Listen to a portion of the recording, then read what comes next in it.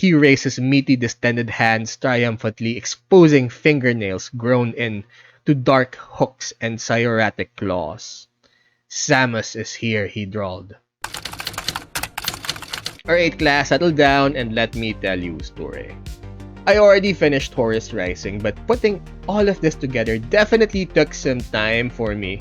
Please note that I'm a Warhammer 40k noob and my knowledge is strictly limited to YouTube videos and the book itself. To be honest, I can't even tell if this counts as a reaction or a book review. Check this out, right? According to Google, I should read False Gods next, but I did some digging around about the reading order and holy hell, I'm not even gonna attempt to decipher this thing. So again, if you have any thoughts as to which book I should read next or which content creator we should check out, please put it down in the comments. And while you're here, please like, share, subscribe, do the whole notification button thing to help us out with the algo. And guys, we finally hit 100 subscribers. Words can't express my appreciation. Thank you, thank you, thank you. And of course, you can also catch me on Twitch.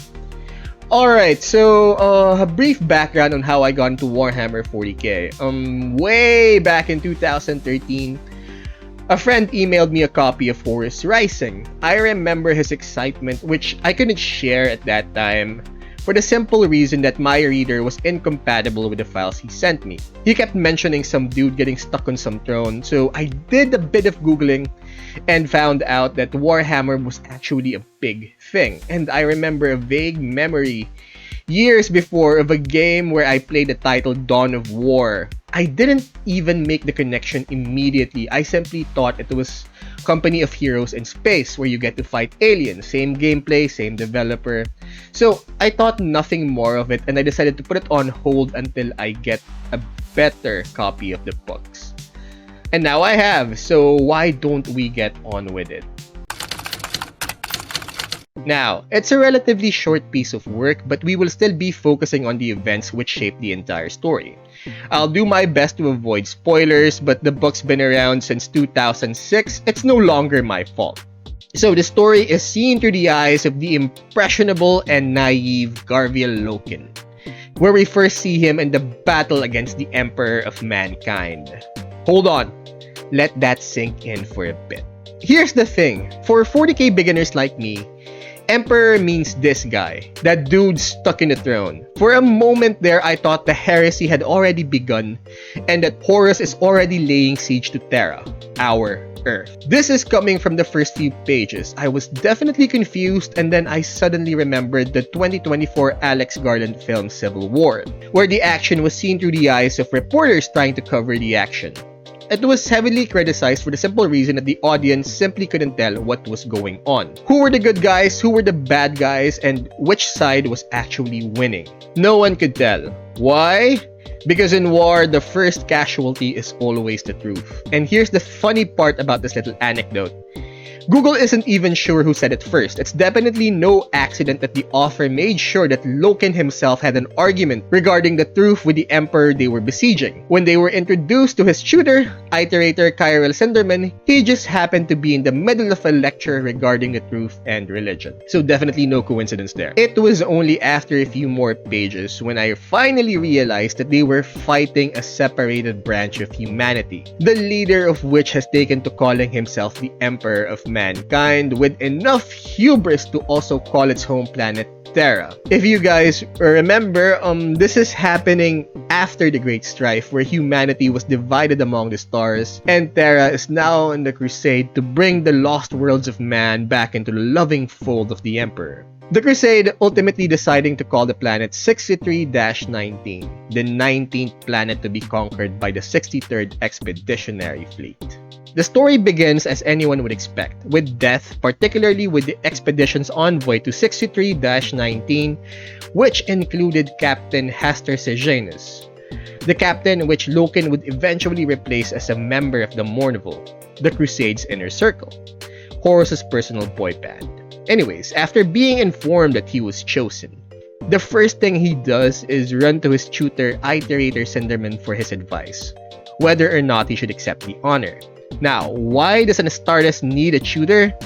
Because Horus believes that someday the crusade would end and his men would need to know about other stuff other than warfare, like, having regular jobs. Anyways, it's quite endearing that before Loken makes a tough decision, the first thing he does is to seek advice from an adult. Very human, very demure. Here, Cinderman tells him that having doubts is the very reason why he should join the Mournival. His humanity would balance the temperament of his brothers, particularly Abaddon's scholar and Aximon's melancholic disdain. His personality is shown further from his teacher's opinion and those of his brothers. Young and naive to the point that he's so indoctrinated with the Emperor's truth that he even hesitated in the Mournival's initiation, since to him, it reeked of superstition and arcane worship. His naivete is even noticed by his blood-fist cousin Sigismund, when Loken strongly shared his belief that one day there will be peace among the stars, just as War Master Horus and the Emperor says it so. It's also in this meeting where we find out that it was Rogel Dorn himself who vouched his entry into the Mournival in order to serve as the lone dissenter because of his human quality. The story goes on until their final battle against the remnants of the ruling regime of 6319 in the Whisperhead Mountains, where they encountered Samus, where one of his subordinates named Savior Jubal was possessed and transformed by this entity. Here's an excerpt. He lumbered forward. Something was happening to him. Something malign and catastrophic. He was bulging, expanding, so furiously that his armor began to crack and shatter. Sections of his broken plates split and fell away from him, exposing thick arms swollen with gangrene and fibrous growth. His taut flesh was pallid and blue, his face distorted, puffy and livid, and his tongue flopped out of his rotting mouth, long and serpentine. He raised his meaty distended hands triumphantly, exposing fingernails grown into dark hooks and psoriatic claws. "Samus is here," he drawled.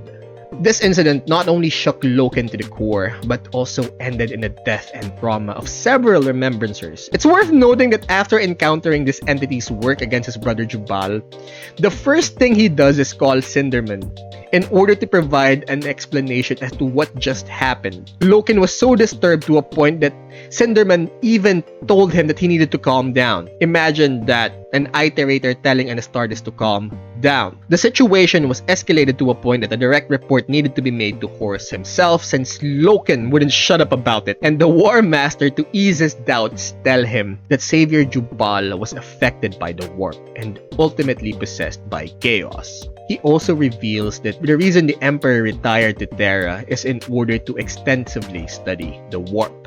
This one-on-one conversation did not bring back Loken's peace of mind, especially when he discovered that Jubal was a member of a warrior lodge. Apparently, this warrior lodge was afraid that Loken might reveal to everyone that Savior Jubal was a member of the lodge, and some people might make the connection that the reason that why he was possessed by the warp is because he was a member. Now, because in this universe, at least during this point in time of the crusade, lodges are frowned upon. Imagine a group of men getting together, disregarding their ranks without oversight from their superiors. It's going to be a dangerous proposition. You could imagine the implication from mutiny to heresy. So imagine someone like Loken, who hesitated during his own initiation into the Mournival because he thought the ritual looked arcane, was convinced to attend a secret meeting that was highly discouraged by leadership. We could definitely say that his faith in the whole thing is beginning to crack. The man whose main fantasy is dying beside the Emperor in the last stand, and Horus just happened to be there. Now, things remained uneventful, at least for the Lunawolves, until they encountered the Interrex, another separated branch of humanity, who not only didn't have any trouble dealing with Tyranids, but also allied themselves with another type of Xenos called the Kinebrak. Of course, this ruffled a lot of fundamentalist feathers where aliens weren't permitted to live under the Emperor's roof. But Horus, as the favored child, chose peace. At first, everything seemed to go well. Diplomatic missions went back and forth between the parties, and the War Master himself was invited to one of their border worlds as a guest. Again, we have to remember that in war, the first casualty is truth, and the War Master himself was placed in danger while staying as a guest. Who fired the first shot? No one knows, but thanks to Loken and his friendly demeanor, we managed to get a clue about the Interrex's knowledge of chaos and their dealings with the Eldar. And there ends my first book in the world of Warhammer 40k. Now, a couple of things, right? It felt as if there was a lot of references that needed to be googled in order to completely understand the story. Like, what was Ulanord? Who were the Bloodfists? Who was Rogel Dorn? Why was his endorsement so special? I feel like one couldn't fully enjoy the immersion unless you already have a prior knowledge of, the events and the factions. That would definitely leave a person that's never heard of Warhammer 40k a bit confused. I even made sure not to touch false gods until I made this reaction/review in order to keep my opinion limited to the present book. Anyways, for this particular chapter of the heresy, there's a lot placed for our protagonist Loken. He witnessed these events as they unfolded. One can even say that this novel can be categorized as a coming-of-age story, despite the fact that he's over 100 years old. I mean, his eyes are open to the truth or the lack thereof. Religious themes spread all around, perhaps a little bit too thickly or too obvious when Horus screams out, "Father, Father, why have you forsaken me?" when he was finally forced to draw his sword against the Interrex.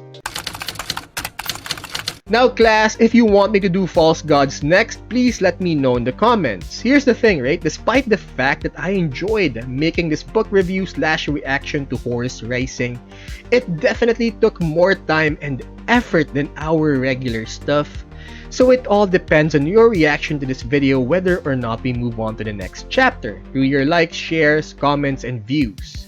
Anyway, same drill, hope you all liked this one. Please don't forget to check out our Twitch channel, and class dismissed.